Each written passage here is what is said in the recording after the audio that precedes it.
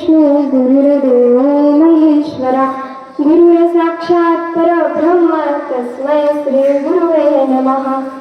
अशी आपण प्रार्थना माझ्यासह आपण सर्व विद्यार्थी वर्गात गेल्यानंतर म्हणतो, परंतु ही आपण प्रार्थनाच नाही म्हटली पाहिजे। तर या प्रार्थनेमध्ये दडलेलं जे गुरुचं महत्व आहे, जे गुरुचं मोठेपण आहे, ते सुद्धा आपण लक्षात घेतलं पाहिजे।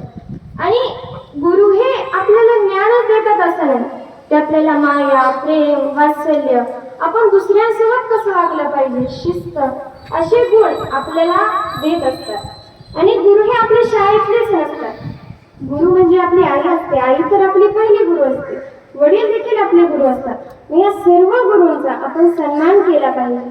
त्यांनी काही काम सांगितलं, अभ्यास सांगितला, तो आपण वेळेवरती केला पाहिजे।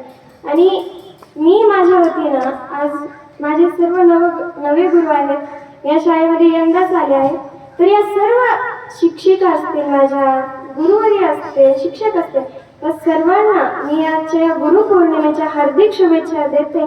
आणि मी जेवढा होईल तेवढा वेळेवरती अभ्यास पूर्ण करण्याचा प्रयत्न देखील करेल। आणि आपल्या शाळेचं, माझ्या आई वडिलांचं, तुम्हा सर्व शिक्षक वृंदांचं नाव हे खरंच मोठं करण्याचा देखील प्रयत्न करेन।